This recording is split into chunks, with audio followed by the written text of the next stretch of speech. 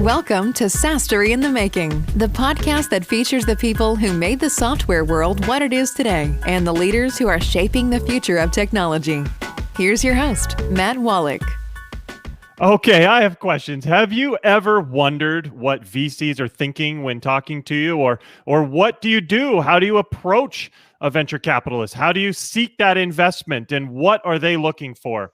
Well, you're in the right spot. This is SaaS-Story in the Making. I am your host, Matt Wallach, and I am thrilled to be joined by Preston Tucker. Preston, how you doing? I'm doing great, Matt. How are you? I'm doing absolutely great myself. Preston is the man when it comes to investing, especially in the SaaS space. He's the founder of PMT Ventures. It's a micro private equity firm focused on acquiring online businesses, really predominantly in the SaaS space. He's also formerly a senior manager at Amazon, where he did a lot of great things, including leading a global team of industrial engineers and program managers. So he really understands the SaaS world. He's been doing this for a while, and I am so excited to have him on. So Preston, thank you again for joining us. Yeah, thanks for having me today. Excited to be here. Absolutely. So tell me, what's going on at PMT Ventures and what's coming up? Yeah, I launched my firm spring of 2019, and I spent about 7 years at Amazon, kind of like you had covered. Really got intrigued with, honestly, like lifestyle design. Was ready to work for myself and own my own time, and started making some investments last year, and then moved on to this full time earlier this year. Just kind of continuing to build on the stuff that I did last year, and so I closed a couple deals this year, mostly in the e-com space. Most recent one was last month, and then we've got a deal now under due diligence in the SaaS space, which I wish I could talk about, but I can't at the moment. But we'll be able to talk a little higher level, I think, and get some good takeaways for the audience today. Perfect. That sounds good. I'm really intrigued because I love SaaS myself, been in it for 15 years or so. But what led you to want to acquire these SaaS businesses? Yeah, I mean, it's a combination of things. Like one, I think you've probably even seen people tweet it now, but like running a SaaS business is kind of like the new American dream, I think, to an extent. There's this kind of romanticization of being able to scale something quick, work with a small team, live anywhere in the world, and take advantage, kind of the geographical arbitrage of cost of living to an extent. So like that, from a lifestyle design standpoint, it's always been intriguing to me. Also, when I was at Amazon, I worked in a variety of different roles. I started out kind of in logistics and operations and launching robotics warehouses across the United States. Moved into a couple of global roles towards the end, where I was my team was responsible for scaling or putting the process together to scale robotics technologies from ideation up to global rollout. And kind of a piece of that I got pulled into was rewriting some of the operating systems for those operations as well. And I was able to leverage a lot of my experience I had when I was in the warehouses, where I worked pretty closely with a lot of the product and software teams for developing new tools at Amazon. So I was given a lot of kind of the alpha feedback on tools, and was pretty instrumental in being able to build a lot of those that became adopted company wide. So it was really intriguing. It was exciting. And I think, the mantra of every Excel macro out there is just another SaaS product in the making was ringing true there. And so I'm intrigued by being able to scale that now outside of Amazon and finding those out in the world. That's a great story. I really love it. I'm curious though, what types of companies are you looking for? Who's really making you pretty interested? Who's intriguing you these days? Yeah, I've got not a super strict criteria, but like a general profile that I look for. So I mostly focus in the B2B space. And all of these are loosely held with high conviction to an extent, right? There's always unique opportunities that I think are worth evaluating. But the B2B space, the driver behind that is, if you're a small business or even a large enterprise and you're adopting a software product, there's a lot more friction to switching, frankly, to another product versus a B2C kind of alternative. I look somewhat in the startup space, but minimum kind of 2 years old, really preferably 5+, just to have a little bit more demonstrated kind of maturity there. churn is obviously a major factor. There's dozens of variables out there, but to me, that's the main thing, is just looking at stickiness from a customer perspective. Typically under 7%, targeting closer to 1 to 3 on a monthly basis. Kind of clear, proven, passive customer acquisitions. And we can get into it later as well, but a lot of times something grows really fast and you don't even know why. It's a great problem to have, but from from my standpoint, like I want to know. Otherwise, I can't really properly, evaluate the risks of an acquisition. And then I think the other piece, and we'll get into it a little bit more detail later, but just low key man risk as well. You want to be able to know that all founders are integral to starting a business and getting it, up on the growth curve. But, at some point you've got to be able to scale that and step away to where the growth and strategy is automated to an extent, right? No, for sure. Absolutely. I think that's really critical. I think a lot of companies and founders don't really set themselves up well enough on that. And when you look at it that way, they start to make everything kind of pivot around themselves. And one of my old mentors always used to say, hey, everything in the company's got to be able to pass the bus test. Meaning if I get hit by a bus tomorrow, are we going to still be able to continue on and continue our growth and be able to even operate? And so it's awesome that you bring that up. I'm always reminded of the bus test when I hear that. Yeah, I use a car analogy, but same thing. And it's tough, right? Like as a founder, man, this is your baby. It's a thing you built. Like you know it better than anyone in the world.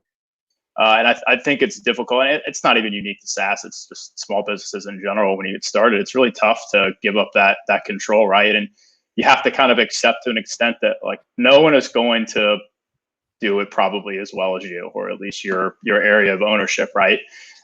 Which is fine. I mean, that if you don't take that step back and hire somebody who can do it at an 80% level, then you're not able to stay focused on the maybe the competitive advantages that you bring to the table, rather than doing everything at once and kind of taking away maybe from the most efficient use of your time. So yeah, it's not easy. There's emotions in it, obviously, which are super tough to work through. And so I get both sides of the coin there. Absolutely. I've been there. I've felt those emotions. So I understand. But if you really want to be able to scale, if you really want to make the company something, you've got to be able to set it up for success. You got to be able to set it up for growth and have other people be able to be a big part of that so that the company can continue to thrive. Yeah, and it's just the challenges of leadership in general. Like, I mean, even if you're within a big corporation, and let's say you start up a team, which I did a couple times, and went from being just me in the beginning, and then all of a sudden I had 7-8 people reporting to me and people up through them, and you're like, oh man, I don't 100% like the way something's getting done, but you look at just the opportunity cost at the end of the day, right? And you can continue to add value in the right place by being strategic with where you bring people on so you can scale. Yeah, that makes sense. I want to ask you, we have a lot of software founders listening to the show. From your perspective as an investor, how can software founders set themselves up to look very valuable, to look very attractive to an investor? What are the types of things you and others are looking for? Yeah, I mean, I could talk probably the rest of the episode on it, but I'll give some just kind of high level things we look for, and I'll speak from my perspective, but I think I'm probably echoing a lot of my peers in the space as well. So I think, we talked about it earlier, being able to replace yourself as much as possible. So I think you got to understand a lot of time what the investor model looks like. So, and once they, acquire your company. So many of them, and everyone, there's, I don't know, a million ways that you could approach this, but a lot of common ones is, especially in the SaaS space, someone has a team of 3 to 4 people. Maybe you've got a growth marketing person, you've got a couple of SDEs, and they're a team, and that they're leveraged across multiple acquisitions in a portfolio.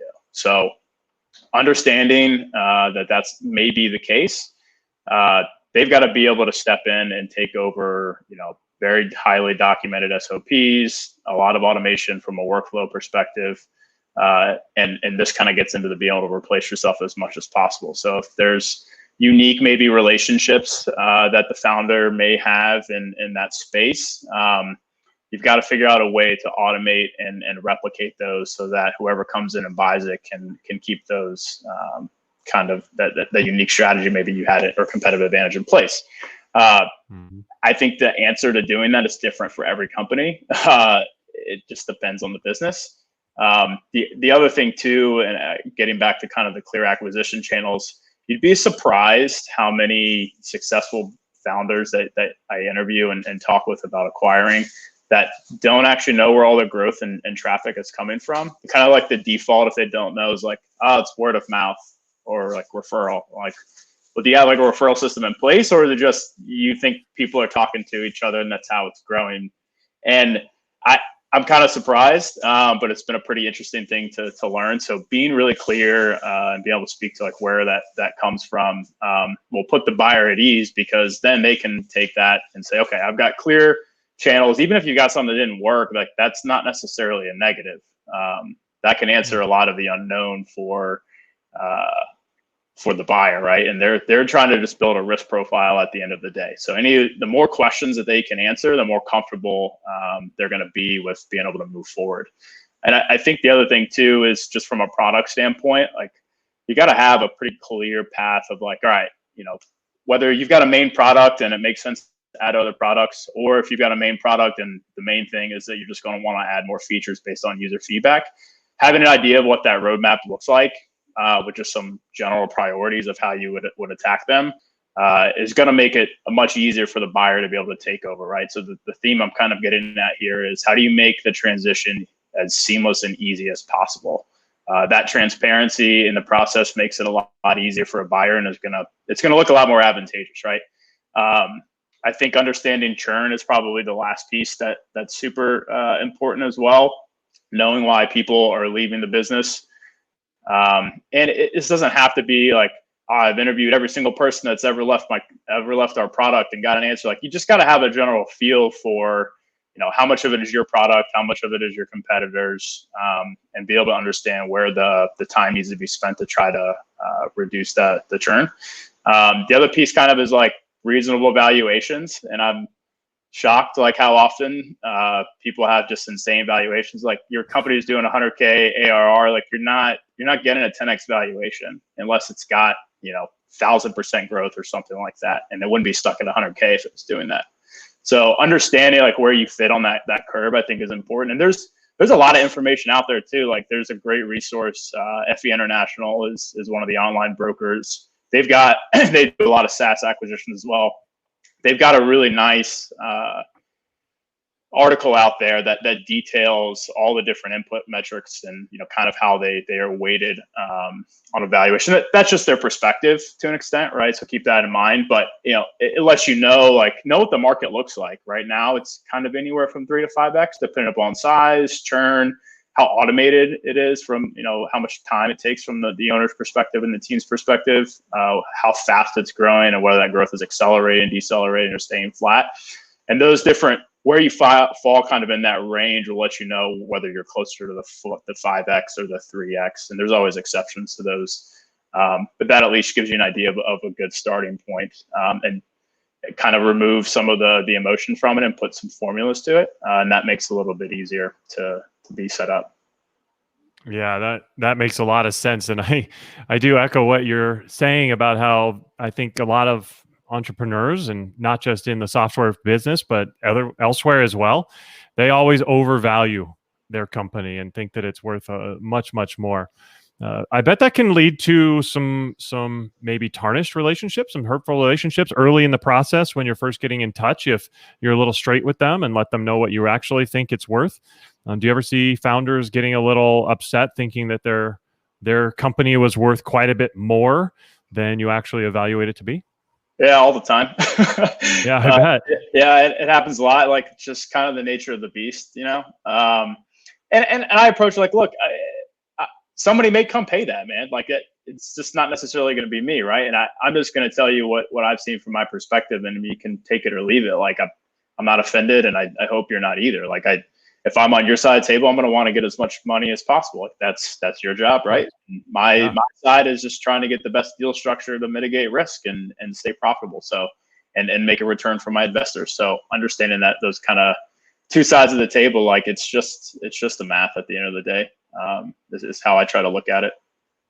Yeah, that makes a lot of sense. So once you get into a relationship, once they're, you maybe get an LOI or whatever the next step is, how long should that due diligence process take? What happens, and how long should they expect to go through that? Yeah, well, what's pretty sweet about the SaaS business is everything is online now, and there's so many tools out there. Like, traditional due diligence is, a lot of times hiring an accountant and looking at all these financial income statements, balance sheets, all that stuff, and looking at bank statements and trying to do all this financial verification along with just business health. And SaaS, that's super easy a lot of times. And I'll kind of walk you through a deal that we had earlier this year and ended up falling through right before close. But it was a SaaS company, and they had ProfitWell set up and all that. It was so easy to go in and do all the analysis to verify the P&L they had sent me, and I could build my own very, very quickly. And you can move through that pretty quickly. So I typically try to shoot for 30 days, which is super aggressive, but 45 is probably a more realistic timeline. And it just depends. Like, honestly, a lot of times the challenge at the end is you're all ready to go, and just the banking always holds things up, which is not, I think, unique to SaaS. It's any company acquisition. The legal side is all, and especially when you get lawyers involved, so always rehashes everything you already discussed 3 times, but that's what it is. So I typically do like 2 weeks of analysis from a business standpoint. Depending upon the company, I really actually kind of like to run the company next alongside the founders or the team members for about 2 weeks. And I will say that some buyers are not cool with that, and that's fine, but that's kind of a unique thing that I like to do. It really helps me learn a lot more about the business and get an idea of, what maybe is missing from an SOP. Or I uncover some different risks as well. And it's always kind of a delicate thing to handle. I will definitely say, but I mean, I think it's an important piece for the business. Sometimes they're super straightforward and it just doesn't matter, but it just kind of depends. I think that's interesting. I haven't heard that before, but you can certainly learn a lot by diving in and being completely, immersed within the company and the structure and the flow and the processes. I think that's pretty smart. I haven't heard that before. Do you think that's pretty unique among investors? Yeah, I do. Kind of a lot of the group that I work with, we all kind of approach it the same way. What I have found is, in general, you get, and this is kind of for really all asset class acquisitions, but, you get a spiel from the founder and the team members on, hey, it takes X amount of hours to run the business. And you've got to understand, there's always going to be a learning curve, right? Like, you're not going to hit their 10 hours a week your first week running it. But, you can get a gauge from running it of, is this going to stay at 20 hours for like 6 months? Or is this going to be something that starts at 20 and maybe within, 2 months I'm back at 10 hours as well? There's a little bit kind of an art for that. And it's not a perfect science by any stretch. But it lets me kind of gauge like what's the true workload, which, on my side, like, helps really inform the modeling as well. Like, when I'm going to have to hire employees to run it, or maybe I've got investors as well that are technically inclined in a specific space and they want to get involved in running the business op. It lets us kind of look at the deltas between those two and figure out what it actually is going to look like from a cost perspective. Super interesting. So as a founder is gearing up for investment or acquisition, what are some of the common mistakes that you see some of these founders making that really impacts them?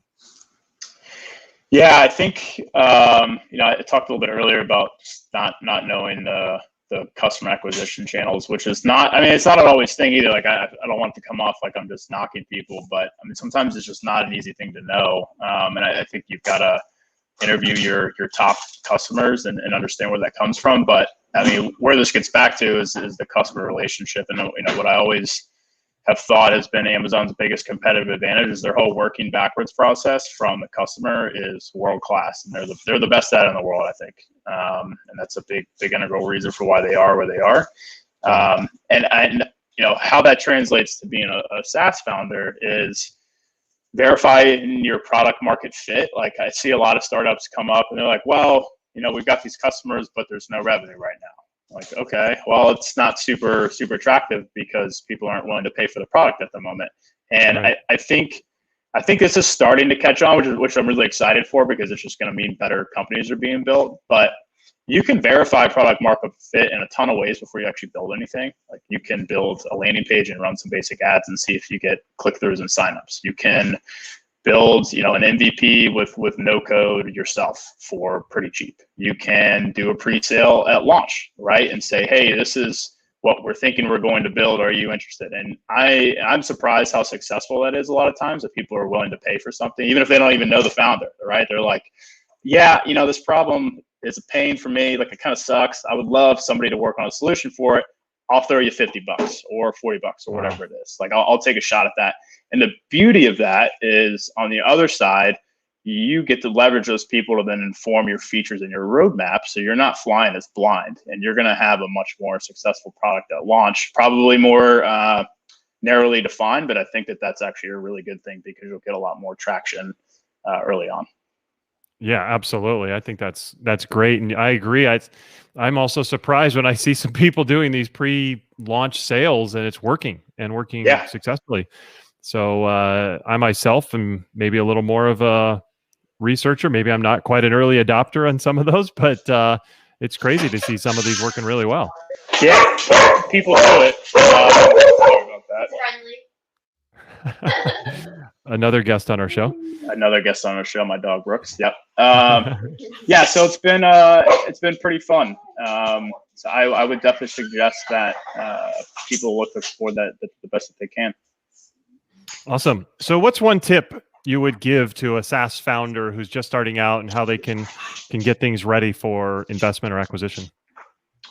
Yeah, I think you should have an idea of what you want. Like, are you building this because you want to just build a nice lifestyle? You make 100, 200K a year, and you want to just, coast on that, which I think is a great thing, honestly. And more people should push for that than just trying to pursue a bunch of venture capital. And understand when you might raise money. Like, you should be raising money to make your vision bigger, not possible. I love that. The main thing. Yeah, I love that. That's a great quote. Well, that makes a lot of sense. And Preston, this has been great for everybody out there. Again, we've been talking with Preston Tucker of PMT Ventures. Really, really helpful stuff all around fundraising and investments and acquisition. So Preston, how shall our audience get in touch with you or learn more about what you're doing? Yeah, you can catch me on Twitter. It's where I'm most active. Tucker 2_P, or just search Preston Tucker. And then I'm on. If you guys are familiar with Nathan Locke, I'm on his Thursdays Shark Tank kind of for SaaS Dealer Bus show on YouTube on Thursdays. I'm actually going to be on again tomorrow. I know this probably won't air in time, but you catch the replays as well. So yeah, those are a lot of fun. I've tuned into a few of those. Those are certainly interesting. Yeah, good job with that. So. Yeah, they're a blast. Yeah, absolutely. Absolutely. Well, thank you so much for coming on, Preston. This has been really educational, really fun. Absolutely, Matt. Thanks for having me today. For sure. And for everybody else, we will see you next time. Take care. Bye-bye.